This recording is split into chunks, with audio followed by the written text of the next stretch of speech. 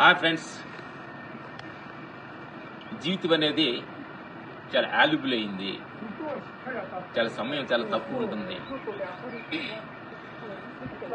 ఎందుకనంటే చాలా మంది చెబుతూ ఉంటారు, ఒక డాక్టర్ అవ్వాలంటే ఒక 3 years ట్రైనింగ్ అవ్వాలి, ఒక యాక్టర్ అవ్వాలంటే యాక్టింగ్ కోర్స్ తీసుకోవాలి, వీటన్నిటి ఉద్యోగం చేయాలంటే ట్రైనింగ్ అవ్వాలి.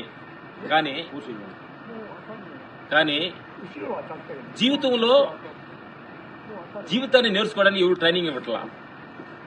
ప్రపంచమే ఒక మన పెద్దబాల శిక్ష.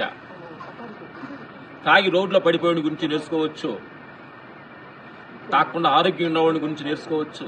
ప్రపంచంలో మనుషులందరూ ఎన్నో మనం నేర్చుకోవచ్చు నా మిత్రులారా. అందుకని ప్రతిదానికి ట్రైనింగు, సెక్షన్స్. ఉద్యోగం ఇవ్వాలంటే ఎన్నో క్వశ్చన్స్, ఎన్నో అడిగి నీకు ఉద్యోగం ఇస్తున్నారు.